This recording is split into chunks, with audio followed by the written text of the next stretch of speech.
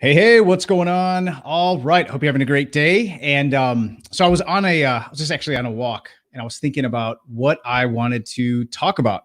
A lot of times I'll go out. So I work out of my house. We have like a whole like studio area set up, and it works nice because I can separate. Which, by the way, is really important if you're going to work from home. I know a lot of you might be working from home a lot more now. It's so important to have routine and to be able to separate, to have a special area that's the work area.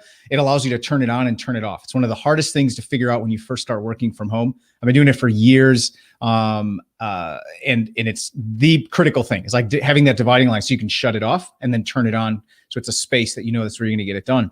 So I work out of the house, and then what I normally do is my wife and I'll take a walk. So middle of the day, like I'll in the morning, I'll work out. I have my routine, go for a run. And then in the middle of the day, we have our walk through the neighborhood. And usually on that walk, that's kind of my like reset, right? I've been going all day long, and I'm thinking about, what content am I going to create? Like, what am I going to talk about? I think about things that have, meetings and calls during the day. It's sort of I'm catching up for the day, kind of forming my thoughts and then thinking about kind of the rest of the day. And I think about you a lot and what I'm going to talk about. And I started having these ideas. So I had one idea that was like, oh, that's really good. I can talk about that. And then another and another. And I noticed they all, like 3 or 4 ideas, all were held together by this overarching concept, which was how to make more money with less, fill in the blank. It was like different things. So how to make more money with less this, less that, less this. And it all tied back to how you maximize revenue. A lot of times maximize profitability with doing less what, right? There was this other fill in the blank. So that's what I want to talk about today. And probably over the next few weeks, I'll talk about some of the other ones because it was pretty cool, like to kind of hang these ideas on this framework of making more money in your business while doing less of a certain thing, and or with having less of a certain thing. So what I want to talk about today is making more money in your business. So how to make more money in your business with less options for your customer. And the reason I thought of this was in our Ecom Intensive, on our calls lately, there's been this theme around quiz funnels and surveys and ways to narrow down choices. So there's a really cool experiment that was done. And basically they had, I think it was Girl Scout cookies. So there were 2 tables, and the 2 tables had choices of Girl Scout cookies. And on one table, I think there were like 20 different flavors of cookies that they could choose, that the customers could come and choose. On the other table, there was 4 options, I think, of flavors. And then they measured the results, like over the day, like what happened. And what they found was the average number of samples was exactly the same. This is critical. The average number of samples was the same. So how much people sort of tested the flavors, right? Looked at what options were available to them, were exactly the same. I think it was about 3 samples on average when they had 20 choices on one table and when they had 4 choices on the other. But the conversion rate, the number of people who actually bought, was almost 0 on the 20 options, 20 cookies, and it was something close to over 50% with the 4 choices.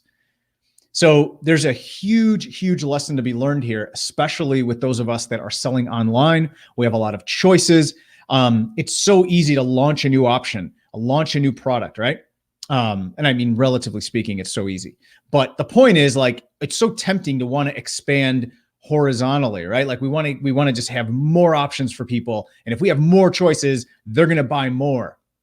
Well, while that might be true in terms of having more variety, we don't want to present them with more variety necessarily. So one of the reasons we use quiz funnels a lot, and what I mean by quiz funnel, by the way, is it's a way to take someone who comes in, right? Whether it's an ad, their organic traffic that comes to your site, and there's a way to right away say, hey, start here, essentially. You want to narrow your choices, right? You want to know what's the right fit, whatever it might be, whatever your product line is, your niche, but let's narrow down your choices, start here. It's a strong call to action, a button or something, a pop-up, start here.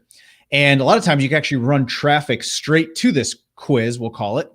And it allows people to sort of tell you about themselves. And there's tons of psychological like triggers and things that are happening. So we won't get too deep in the weeds here. But there's this momentum that's building, right? Because they're saying, yes, that's me. No, that's not me. They're clicking. They're saying, yes, yep, yes.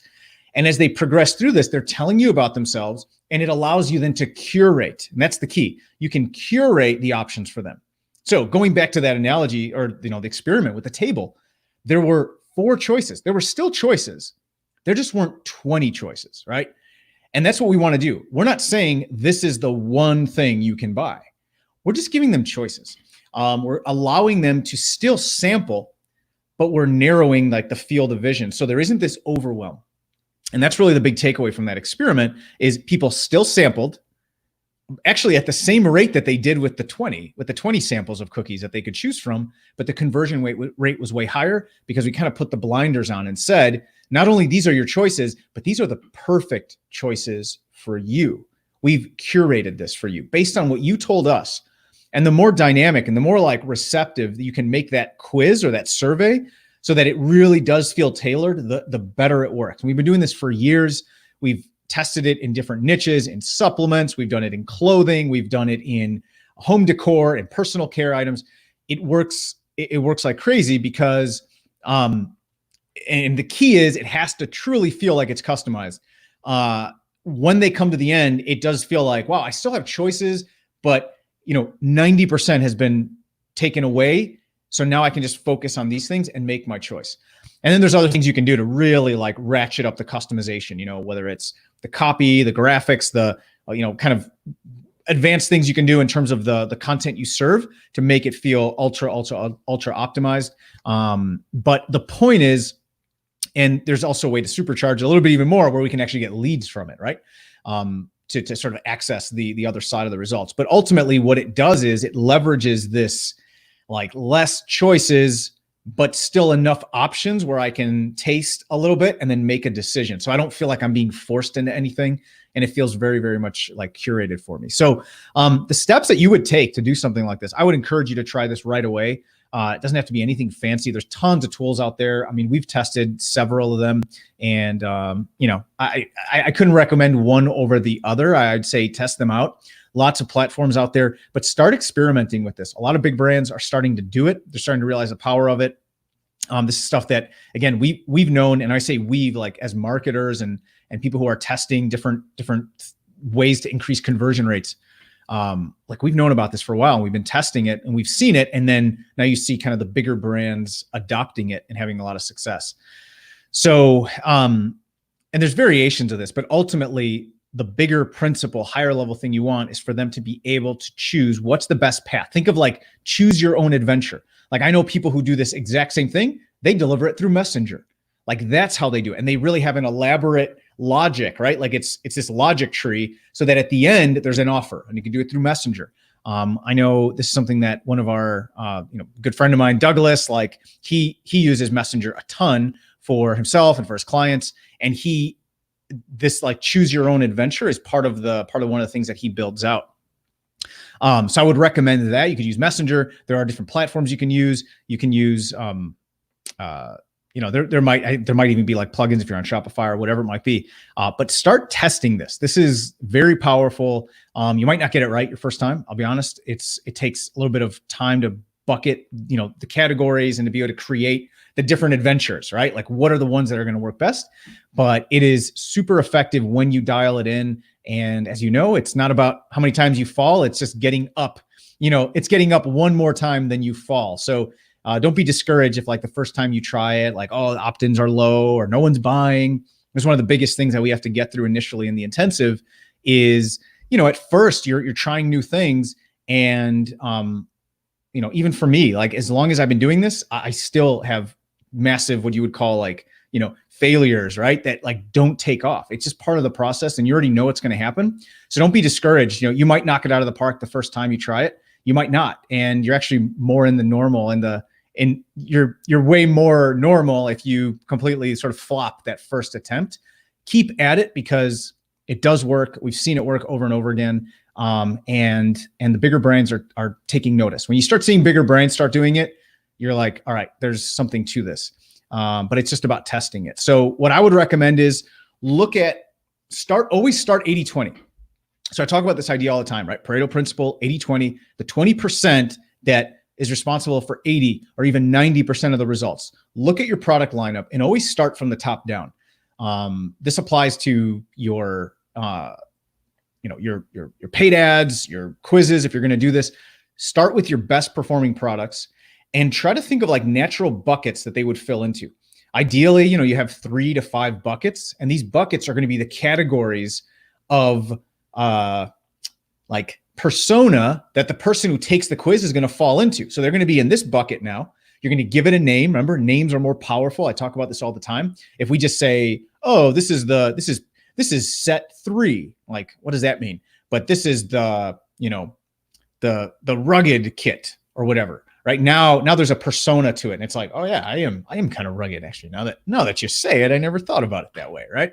So, give it a name, and it's a bucket of curated products. And obviously your best products are going to be in those buckets. They sell, they're your most popular stuff. So don't miss out on promoting your best stuff. It's just, how are we pre-framing the presentation? How are we actually going to show it to them? And what like level of awareness are they going to have going into that product? Does that make sense? So take your best selling products, and you can always throw in some other ones, right? But let's make sure that your best-selling stuff are always in, at least one of your best-selling things are in those different buckets, so that it's already kind of, it's already positioned to win, right? We're already making this thing a winner. This customized option, this curated option of products we're giving them. Give them some variety, give it a name, and start testing your different buckets, and let's see what happens. Let's see if you see a spike in those sales. Let's see how many opt-ins you have. And obviously that's where KPIs and monitoring, how much is it costing you to get those opt-ins? What are they worth? Then if you can scale it.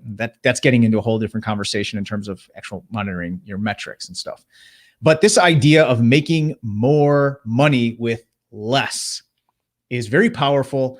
And I would have you start with this: less options for your customer. That sounds kind of counterintuitive, right? The more options, the more things they can choose, right? We have all kinds of stuff for you that actually overwhelms people, and then they make no choice, or they say, you know what, I'll take a look at it later. And if you know anything about cart abandonment rates, they're pretty high.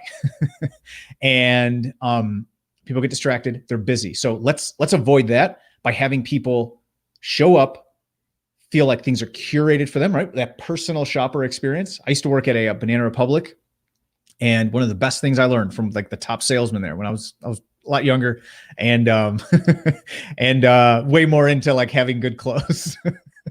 Now I have like super limited wardrobe. I want to make no decisions about clothes in the morning. I have like very minimalist wardrobe. I have all of the same color stuff, and like one option. I just put it on, boom, done. Like I want no decision making like power being wasted on what I wear.